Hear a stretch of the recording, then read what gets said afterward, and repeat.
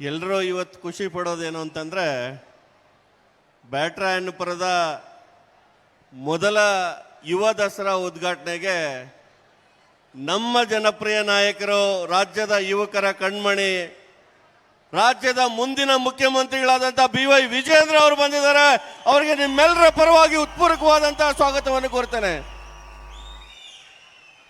ಜೊತೆಗೆ ನಮ್ಮ ನಾಯಕರು ಯಾವಾಗಲೂ ಕೂಡ ಬ್ಯಾಟರಾಯನಪುರದಲ್ಲಿ ಬದಲಾವಣೆ ಮಾಡಲೇಬೇಕು ಅಂತ ಸಂಕಲ್ಪ ಮಾಡಿ ನನ್ನ ಬೆನ್ನಿಗೆ ನಿಂತಿರ್ತಕ್ಕಂಥ ಜನಪ್ರಿಯ ಶಾಸಕರಾದಂಥ SR ವಿಶ್ವನಾಥ್ ಅವರು ಬಂದಿದ್ದಾರೆ.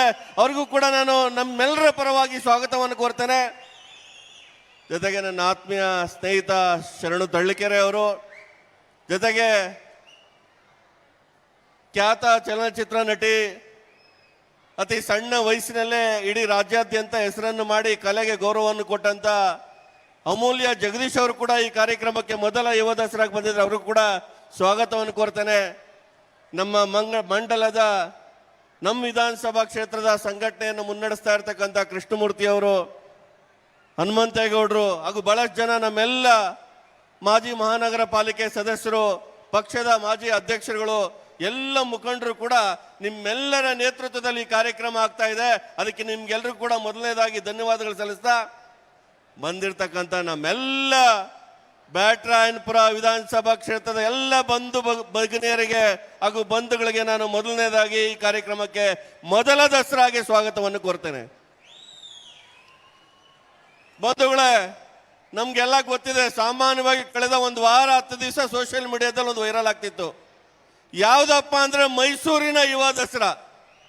ಮೈಸೂರಿನ ಜಂಬೂ ಸವಾರಿ ಇದೆಷ್ಟು ಸುದ್ದಿ ಆಗುತ್ತೆ ಗೊತ್ತಿಲ್ಲ, ಆದ್ರೆ ಮೈಸೂರಿನ ಯುವ ದಸರಾ ಇಡೀ ರಾಜ್ಯಾದ್ಯಂತ ವೈರಲ್ ಆಗುತ್ತೆ. ಇಡೀ ರಾಜ್ಯದ ಜನ ಅದಕ್ಕೆ ಹೋಗ್ಬೇಕು ಅಂತ ನಿರೀಕ್ಷೆ ಮಾಡ್ತಾರೆ.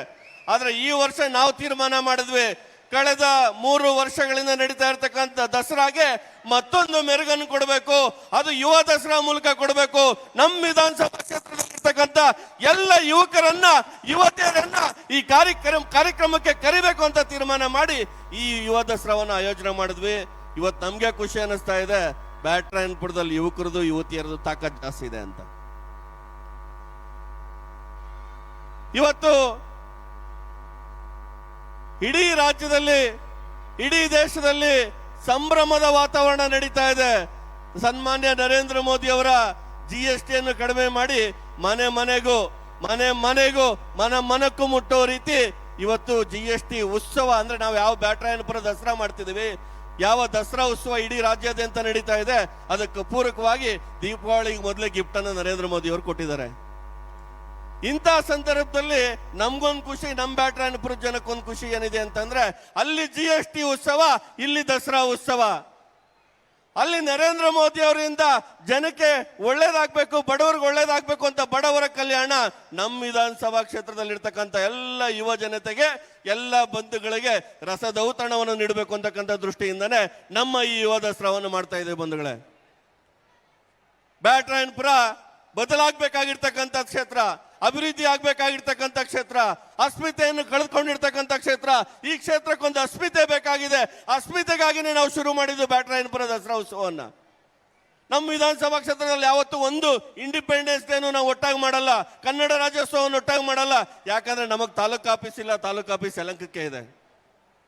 ಇಂತಹ ಸಂದರ್ಭದಲ್ಲಿ ನಮ್ಮ ಇಡೀ ವಿಧಾನಸಭಾ ಕ್ಷೇತ್ರ ಒಂದು ಧಾರ್ಮಿಕ ಕಾರ್ಯ ಆಗ್ಬೇಕು, ಸಾಂಸ್ಕೃತಿಕ ಕಾರ್ಯ ಆಗ್ಬೇಕು, ಇದು ಸಮಾಜಕ್ಕೆ ಒಳ್ಳೇದು ಮಾಡ್ತಕ್ಕಂಥ ಕಾರ್ಯ ಆಗ್ಬೇಕು, ಸಮಾಜ ಎಲ್ಲ ಒಂದಾಗ್ತಕ್ಕಂಥ ಕಾರ್ಯಕ್ರಮ ಆಗ್ಬೇಕು. ಸಾಂಸ್ಕೃತಿಕವಾಗಿ ನಮ್ಮ ತಾಕತ್ತನ್ನ ಇಡೀ ರಾಜ್ಯಕ್ಕೆ ತೋರಿಸ್ಬೇಕು ಅಂತಾನೆ ಬ್ಯಾಟರಾಯನಪುರ ದಸರಾ ಉತ್ಸವವನ್ನು ನಾವು ಶುರು ಮಾಡಿದ್ದು. ಬಂಧುಗಳೇ, ಇವತ್ತು ಹೆಮ್ಮೆ ಇದೆ, ನಮ್ಮ ಯುವ ನಾಯಕರಾದಂಥ ವಿಜಯೇಂದ್ರ ಅವರು ನಮ್ಮ ಮೊದಲ ಯುವ ದಸರಾಗೆ ಬಂದಿದ್ದಾರೆ. ಮೊದಲ ದಸರಾ ಉತ್ಸವ ಆದಾಗ ಬ್ಯಾಟರಾಯನಪುರದಲ್ಲಿ ನಾವು ಮೊದಲನೇ ಬಾರಿ ಬ್ಯಾಟರಾಯನಪುರ ದಸರಾ ಉತ್ಸವ ಶುರು ಮಾಡಿದಾಗ ಉದ್ಘಾಟನೆ ಮಾಡಿದ್ದು ಕೂಡ ವಿಜಯೇಂದ್ರ ಅವರೇ.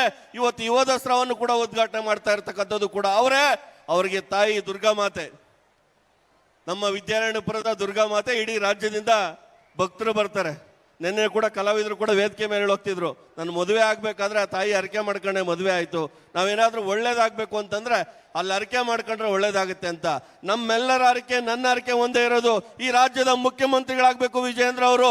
ಮುಂದಿನ ದಿನ ಈ ರಾಜ್ಯಕ್ಕೆ ಒಳ್ಳೇದು ಮಾಡ್ತಕ್ಕಂಥ ಕೆಲಸ, ಸರ್ವರಿಗೂ ಸಮಬಾಳು ಅಂತ ಕೆಲಸ ಮಾಡಿದಂತ ಸನ್ಮಾನ್ಯ ಯಡಿಯೂರಪ್ಪನವರ ಪುತ್ರನಾಗಿ ಈ ರಾಜ್ಯಕ್ಕೆ ಸರ್ವರಿಗೂ ಒಳ್ಳೇದು ಮಾಡ್ತಕ್ಕಂಥ ಕೆಲಸವನ್ನ, ಶಕ್ತಿಯನ್ನ ತಾಯಿ ಕೊಡಬೇಕು, ಈ ರಾಜ್ಯದ ಮುಖ್ಯಮಂತ್ರಿ ಆಗ್ಬೇಕು ಅಂತ ಅವರಲ್ಲಿ ತಾಯಿಯಲ್ಲಿ ಪ್ರಾರ್ಥನೆಯನ್ನು ಮಾಡ್ಕೊಳ್ತಾ ಅವ್ರ ಜೊತೆ SR ವಿಶ್ವನಾಥ್ ಅವರು ಕೂಡ ಅಷ್ಟೇ ಗಟ್ಟಿಯಾಗಿ ನಿಂತಿದ್ದಾರೆ.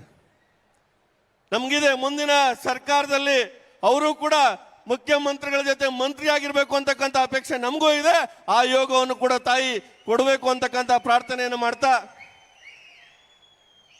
ಬ್ಯಾಟರಾಯನಪುರದ ನಾವೆಲ್ಲರೂ ಕೂಡ ಸಾಂಸ್ಕೃತಿಕ ರಸದೌತಣಕ್ಕೆ, ಧಾರ್ಮಿಕ ರಸದೌತಣಕ್ಕೆ ನಾವೆಲ್ಲ ಸೇರಿದ್ದೇವೆ. ಬ್ಯಾಟರಾಯನಪುರದ ಯುವಜನತೆ ನಾವೆಲ್ಲರೂ ಕೂಡ ಒಂದು ಅರ್ಥ ಮಾಡ್ಕೊಳ್ಬೇಕು. ಇವತ್ತು ಕಾಲೇಜುಗಳಲ್ಲಿ, ಶಾಲೆಗಳಲ್ಲಿ ಡ್ರಗ್ಸ್ ಮಾರಾಟ ಆಗ್ತಾ ಇದೆ. ಇವತ್ತು ಯುವಜನತೆ ಡ್ರಗ್ಸ್ ಇಂದ ಹೊರಟಿದ್ದಾರೆ. ನೈತಿಕ ಮೌಲ್ಯಗಳು ಕಡಿಮೆ ಆಗ್ತಾ ಇದೆ. ಇವತ್ತು ನೈತಿಕತೆ ಯುವಜನರ ಮಧ್ಯೆ ಬರಬೇಕಾಗಿದೆ. ಯಾರು ಈ ಕಾನೂನು ವ್ಯವಸ್ಥೆಯನ್ನು ಪಾಲನೆ ಮಾಡಬೇಕಾಗಿತ್ತು, ಯಾವ ಈ ಅನೈತಿಕ ಚಟುವಟಿಕೆಗಳನ್ನು ಯಾರು ನಿಲ್ಲಿಸಬೇಕಾಗಿತ್ತು, ಅವ್ರು ತಡಿತಾ ಇರ್ತಕ್ಕಂಥ ಕೆಲಸ ಇವತ್ತು ಮಾಡ್ತಾ ಇಲ್ಲ. ಇಂತಹ ಸಂದರ್ಭದಲ್ಲಿ ಸಮಾಜವನ್ನು ಸರಿದಾರಿಗೆ ತಗೊಂಡೋಗ್ಬೇಕು. ಆ ಅನೈತಿಕ ಚಟುವಟಿಕೆಗಳು ನಿಲ್ಲಬೇಕು, ಕಾನೂನು ವ್ಯವಸ್ಥೆ ಸರಿ ಹೋಗ್ಬೇಕು, ನಮ್ಮಲ್ಲೆಲ್ಲ ನೈತಿಕ ಭಾವನೆ ಬರಬೇಕು ಅಂತಕ್ಕಂಥ ದೃಷ್ಟಿಯಿಂದನೇ ಈ ಧಾರ್ಮಿಕವಾದಂಥ ಯುವ ದಸರಾವನ್ನು ನಾವು ಇವತ್ತು ಆಯೋಜನೆ ಮಾಡಿರ್ತಕ್ಕಂಥದ್ದು. ಗುರು ಕಿರಣ್ ಅವರ ಸಂಗೀತ ಕಾರ್ಯಕ್ರಮ ಆಗ್ಬೋದು, ಅಥವಾ ಬೇರೆ ಯಾರಾದ್ರೂ ನೃತ್ಯ ಕಾರ್ಯಕ್ರಮಗಳಾಗ್ಬೋದು.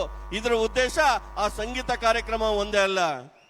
ಸಂಘ 100 ವರ್ಷ ತುಂಬ್ತಾ ಇರ್ತಕ್ಕಂಥ ಸಂದರ್ಭದಲ್ಲಿ ಒಂದು ಗುರಿ ಇದೆ, ಸಂಘಕ್ಕೊಂದು ಗುರಿ ಇದೆ. ನನ್ಗೆ ಹೆಮ್ಮೆ ಇದೆ, ಸಂಘ ಪರಿವಾರದ ವಿದ್ಯಾರ್ಥಿ ಪರಿಷತ್ನ ಕಾರ್ಯಕರ್ತನಾಗಿ ಇವತ್ತು ವೇದಿಕೆ ಮೇಲೆ ನಿಂತು ಮಾತಾಡ್ತಿದ್ದೀನಿ ಅಂತಂದ್ರೆ ನನಗೆ ಸಂಘ ಪರಿವಾರ, ಸಂಘ ಕಲಿಸಿರ್ತಕ್ಕಂಥ ಸಂಸ್ಕಾರ ಅಂತ ಸಂಘ ಇವತ್ತು 100 ವರ್ಷ ತುಂಬಿರ್ತಕ್ಕಂಥ ಸಂದರ್ಭದಲ್ಲಿ ಗುರಿ ಇಟ್ಕೊಂಡಿದೆ.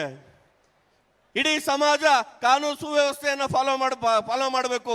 ಎಲ್ಲ ಕುಟುಂಬಗಳಲ್ಲಿ ಕೌಟುಂಬಿಕ ವಾತಾವರಣ ಬರಬೇಕು, ಪರಿಸರವನ್ನು ಉಳಿಸ್ತಕ್ಕಂಥ ಕೆಲಸ ಆಗ್ಬೇಕು, ಸಮಾಜದಲ್ಲಿ ಸಾಮರಸ್ಯ ಬರಬೇಕು, ಕಾನೂನು ಸುವ್ಯವಸ್ಥೆಗೆ ಗೌರವ ಕೊಡ್ತಕ್ಕಂಥದ್ದು ಆಗ್ಬೇಕು ಅಂತ ಪಂಚ ಯೋಜನೆಗಳನ್ನ ಜನಾಭಿಪ್ರಾಯವನ್ನು ಮೂಡಿಸ್ತಕ್ಕಂಥ, ಜನರಲ್ಲಿ ಬದಲಾವಣೆ ತರ್ತಕ್ಕಂಥ ಒಂದು ಏನು ಕಾರ್ಯ ಹೊರಟಿದೆ, ನಾವೆಲ್ಲ ಯುವ ಮಿತ್ರರು ಅದ್ರ ಜೊತೆ ಸೇರ್ಬೇಕಾಗಿದೆ ಬಂಧುಗಳೇ.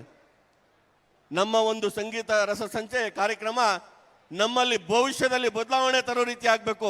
ಯಾವ ರೀತಿ ನವರಾತ್ರಿ ಅಂತಂದ್ರೆ ದುಷ್ಟರನ್ನ ಸಂಹಾರ ಮಾಡಕ್ಕೆ ದೇವರಿಗೆ ಶಕ್ತಿ ಕೊಡ್ತಕ್ಕಂಥ ಕಾರ್ಯಕ್ರಮ ಆಗುತ್ತೋ, ಯಾವ ಶಿವರಾತ್ರಿ ಅಂತಂದ್ರೆ ದುಷ್ಟರನ್ನ ಸಂಹಾರ ಮಾಡಕ್ಕೆ ಶಿವನಿಗೆ ಶಕ್ತಿ ಕೊಡ್ತಕ್ಕಂಥ ಕಾರ್ಯಕ್ರಮ ಆಗುತ್ತೋ, ಅದೇ ರೀತಿ ನಮ್ಮ ಬ್ಯಾಟರಾಯನಪುರ ದಸರಾ ಉತ್ಸವ, ಈ ದಸರಾ ಉತ್ಸವ ನಮ್ಮಲ್ಲಿರ್ತಕ್ಕಂಥ ಎಲ್ಲ ದುಷ್ಟ ಶಕ್ತಿಗಳು ಹೋಗ್ಬೇಕು, ನಮ್ಮಲ್ಲಿರ್ತಕ್ಕಂಥ ಎಲ್ಲ ದುಷ್ಟ ಶಕ್ತಿಗಳು ಹೋಗ್ಬೇಕು, ಸಮಾಜವನ್ನ ಸರಿದಾರಿಗೆ ತಗೊಂಡೋಗೋ ರೀತಿ ನಮ್ಮೆಲ್ಲ ಯುವಜನತೆ ಬರಬೇಕು. ಯಾವ ರೀತಿ ಸಮಾಜವನ್ನ ಕಟ್ಟಬೇಕು ಅಂತಂದ್ರೆ, ನರೇಂದ್ರ ಮೋದಿ ಅವರು ಅವತ್ತು ದೇಶದಲ್ಲಿ ಅಧಿಕಾರಕ್ಕೆ ಬರಬೇಕಾದ್ರೆ ಯಾರ ಕಾರಣ? ಈ ದೇಶದ ಯುವಜನತೆ. ನರೇಂದ್ರ ಮೋದಿ ಅವರು ಇವತ್ತು 10 ವರ್ಷಗಳನ್ನು ಪೂರೈಸಿ 12ನೇ ವರ್ಷದಲ್ಲಿ ಪ್ರಧಾನಮಂತ್ರಿ ಆಗಿದ್ದಾರೆ ಅಂದ್ರೆ ಯಾರ ಕಾರಣ ಅಂತಂದ್ರೆ ಈ ದೇಶದ ಯುವಜನತೆ. ಅದೇ ರೀತಿ ಮುಂದಿನ ಬದಲಾವಣೆಯನ್ನ ನೀವೆಲ್ಲರೂ ಸೇರಿ ಮಾಡಬೇಕು. ಅಸ್ಮಿತೆಯ ಬ್ಯಾಟರಾಯನಪುರ ಬೇಕಾಗಿದೆ, ಅಭಿವೃದ್ಧಿಯ ಬ್ಯಾಟರಾಯನಪುರ ಬೇಕಾಗಿದೆ, ಸುಶಾಸನದ ಬ್ಯಾಟರಾಯನಪುರ ಬೇಕಾಗಿದೆ. ಅದಕ್ಕೆ ನಿಮ್ಮೆಲ್ಲರ ಸಹಕಾರ ಕೊಡಬೇಕು ಅಂತ ಹೇಳ್ತಾ ನಾವೆಲ್ಲರೂ ಕೂಡ ಒಂದ್ಸಾರಿ 2 ಕೈ ಎತ್ತಿ ಜೋರ ಘೋಷಣೆ ಹಾಕೋಣ. ಯಾಕಂದ್ರೆ ನಮ್ಮ ರಾಜ್ಯಾಧ್ಯಕ್ಷರಿಗೆ ಒಂದು ವಿಶ್ವಾಸ ಬರಬೇಕು, ಬ್ಯಾಟರಾಯನಪುರದ ಯುವಜನತೆ ದೇಶದ ಪರವಾಗಿದ್ದಾರೆ, ಮೋದಿ ಪರವಾಗಿದ್ದಾರೆ, ಬಿಜೆಪಿ ಪರವಾಗಿದ್ದಾರೆ ಅಂತ. ಬಲೋ ಭಾರತ್ ಮಾತಾ ಕಿ. 2 ಕೈ ಮೇಲಕ್ಕೆ ಎತ್ತೋಣ ಒಂದ್ಸಾರಿ. ಬಲೋ ಭಾರತ್ ಮಾತಾ ಕಿ.